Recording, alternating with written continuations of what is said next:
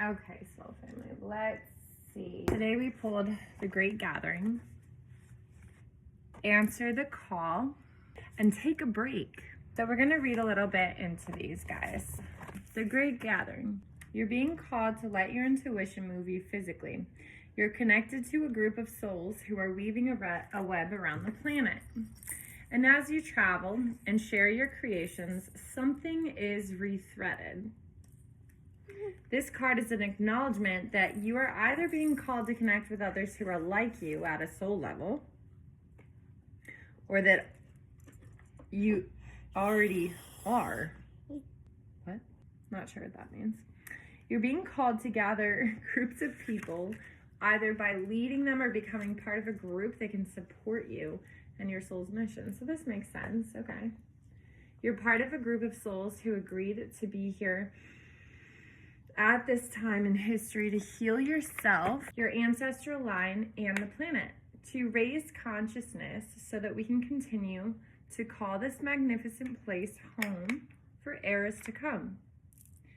One of many consciously choosing to devote your life to something greater than yourself, which makes sense. It's the year of the Great Awakening.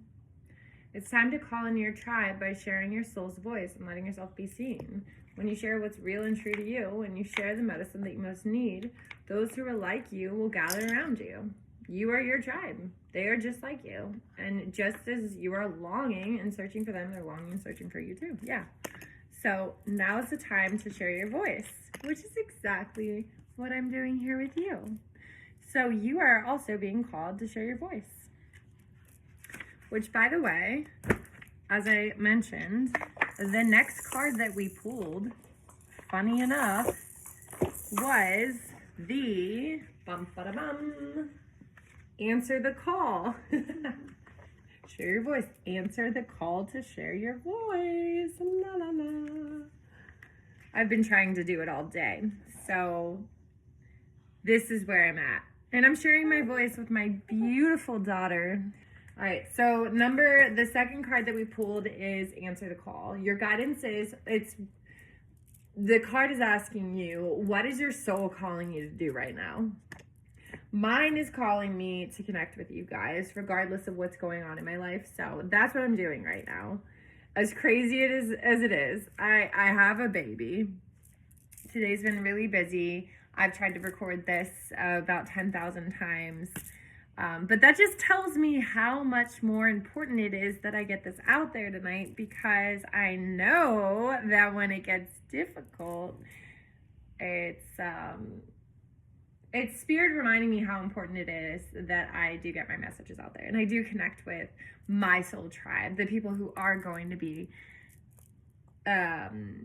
sort of like magnetized to this video. This is going to reach somebody it needs tonight. So answer the call. Whatever you're feeling guided to do today, whatever you're feeling guided to do with this energy right now, at this time in your life, embrace it. No matter what's going on, no matter who's screaming in your face, no matter what noise there is going on, like no matter what's going on, just try to embrace it. Try to embrace how messy it is, how loud it is, all of the chaos. Try to embrace the messiness and just move forward with it, because it will be worth it. It will pay off. You will connect with the right people. The meaningfulness, the connection that will come out of it is going to supersede. Is that the word I want? It's going to outweigh the cost and the irritation that it may take getting it out, like, if that makes sense. Getting your voice out, getting your expression out, creating whatever it is that your soul is like feeling it needs to express today or right now in this moment, whenever you get this message. Because whenever you get this message, it's divine timing, right? Okay. So answer your soul's calling. Answering your soul's calling is not a one-time thing, but rather a lifelong dance. I love that. It is a lifelong dance. It's a constant thing that we do. We hear a call, we answer it. We hear a call, we answer it. All right. Don't overthink it. Don't wait for permission. So big message in today's reading is not overthinking, but just kind of going with the flow and allowing flow to kind of like enter your life no matter what the chaos is. It's an initiation. Anytime you feel a call, allow that initiation to pull you in the direction that it's pulling you, and respond to it as soon as you hear it. It might not work out. You may not be able to express what's needed, what you want to express in that moment, but at least you took a step towards that direction. You guys, I spent all day laying my cards out, doing the next step. I got interrupted a million times. I mean, I have a baby. She had nap time. She had her bottle. I had to clean something up. We knocked a plant over. This message, which is going to end up being like, hopefully under 20 minutes long, if everything works out, maybe even under 10 minutes, but the whole process took all day for me, right? So I think what I'm trying to say is just take the next step. Just do the next thing. Life is going to continue to be chaotic. Life is going to continue, like plants are going to continue to fall. Mercury retrograde is going to continue to come. The full moon Capricorn is going to continue to be effing crazy. And by the way, I am a Capricorn, so he's so silly. It is going to be crazy. It will continue to be crazy. Life is crazy, but it's embracing that dark and the light. It's embracing the chaos and the smooth. All of it is flow. What goes up must come down. It's a part of the flow. Flow is not ease all of the time. It's ease and chaos. It's the rough and the smooth. It's the friction and the glide. Glide? I don't know. Anyways, most people are waiting for a step-by-step plan before they take the first step. But intuition doesn't work like that. It takes faith and courage to answer the calls of your soul. Even if it's going to get a cup of coffee. Even if your soul is like urging you to go to this specific shopping spot one day, there's probably a good reason. You're a grid worker. You want to bring your high vibe to a certain area that day. Go with the flow. Go with the urge. Go with like what you're feeling. As long as that's not causing harm to others, like the people you love and your family, and you know what I mean? Check in with the laws of the universe if needed. The emerald tablets. You are so cute. You're so cute. Okay, I'm gonna go to the next card. Take a break. Take a break. Also, have fun. All right? We all need a break. We all need a break. It's a fact. We all need a break. We all need a break from everything, from the daily routine, from life. A life's work, not a season. Get off the treadmill. Okay, so it's okay to take a break and enjoy your creations, to take a moment from your busy schedule, to get off the treadmill of life, to appreciate and acknowledge all that you've created, achieved, released, or experienced before rushing to the next thing. That's so important. Stop with the rushing, you know? And it can be hard when you live with people who are under that influence in their life, like they're rushing. So it's so easy to get caught up in the wind of people you live with, people that you're maybe influenced by, or just like within, that are in your proximity, in close proximity to you. So be maybe, like that saying, like, be the change that you wish to see in the world. Yeah, I mean, kind of, yes. Be that change. Go with the flow. Take breaks, demonstrate to others what it looks like to get off the treadmill, to not need to be productive. Why are we trying to be productive? It's just kind of reconfirming and reaffirming this need for external validation, which we don't actually need. We don't require. Like, we're good enough as it is, right? We are. Appreciate, yes. Yeah, you want to take a break, to be in the moment and enjoy where you are in this moment, to take a breath, regather your mind, body, and spirit, to recalibrate, to appreciate, to celebrate being here and being now. It's kind of like the most beautiful thing in the world. Even when being here and being now is like embracing the suffering. Because you're no longer suffering when, in a sense, to some degree, when you're allowing the suffering, when you're allowing the pain, when you're allowing the darkness, you're allowing the intense feelings. You're not letting them take the wheel of your life, per se, but you're allowing sitting in it. You're allowing the moment to wash over you, kind of like the waves of the ocean. They're washing in and they're washing out. If you take a moment, you are not going to miss out.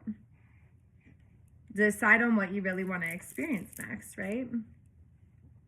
When you take a break, you can decide on what you want to experience next. You're not being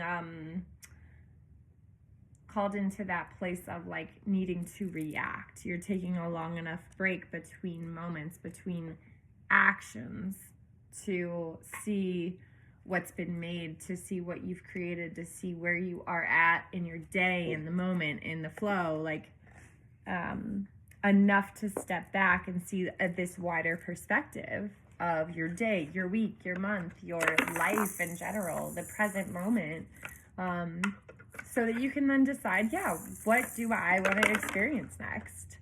That presentness allows you to step into your role as the creator again of your own life, of the next moment. Okay. And then I'm just going to read the last paragraph. So my wife came home and took my daughter. She's wonderful. His mama's done though. Okay. And then I am going to get myself cleaned off. I'm going to take a break and I'm going to eat something. So perhaps you've just completed a big project, manifested something significant in your life, released an old way of being, confirmation, light flash. I don't know if you guys saw that. Well, yeah, so perhaps you've released an old way of being, or you've just been burning the candle at both ends. Anyone been doing that? Yeah. Okay. Now is the time to take some time out before rushing on to the next thing. So that's exactly what I'm going to do. And I'm going to do that with you guys. For me today, I have been trying to, so as a mom, and as a mom who is a stay-at-home mom, whose spouse, as you can probably relate if you're a stay-at-home mom, you know that you have moments that where you are just alone. Long stretches of time. So you know how important you, audience you, whether you're a stay-at-home mom, whether you're a student, or maybe you are just a person at a job, whatever it is, life's daily stressors, right? Don't actually have to be stressors. What we can do is take some perspective by stepping back, and even if it's breathing, even if it's going to the bathroom and just sitting in the bathroom and breathing, it's creating space within your body, and it's creating space outside of your body, and it's creating space between actions in your day. It's creating space between events in your week. So what I'm doing with you guys today is meditating. I'm bringing back meditation into my daily days again. Yes, I normally meditate, I'd say every day, but there are moments where I get caught up in family time, or like just kind of like enjoying my life, you know, where, you know, sometimes the enjoyment of life kind of takes me away from, or can, or it has, you know, maybe during a fun couple of days, you know, I kind of forget about my rituals, if you will, for fun reasons, you know, like it was good stuff that pulled me away from them, but they are so important to keep up with no matter what's going on. You see, we have to practice as souls in this human experience, we have to really blend both sides of everything, right? It's not just keeping up a ritual when times are good and or when times are bad and letting go of them when times are good. It's kind of like, you know, when you take medicine, you know, maybe for your mental health, maybe you do that. Maybe you take ashwagandha for stress.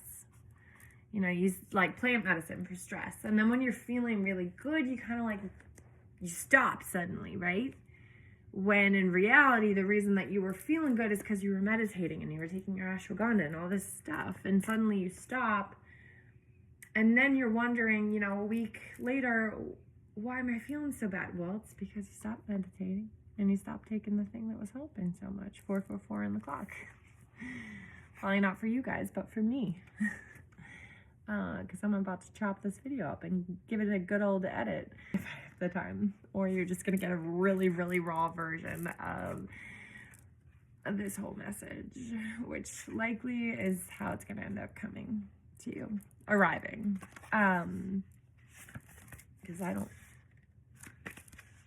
Because I believe that you have to be choosy with your breaks.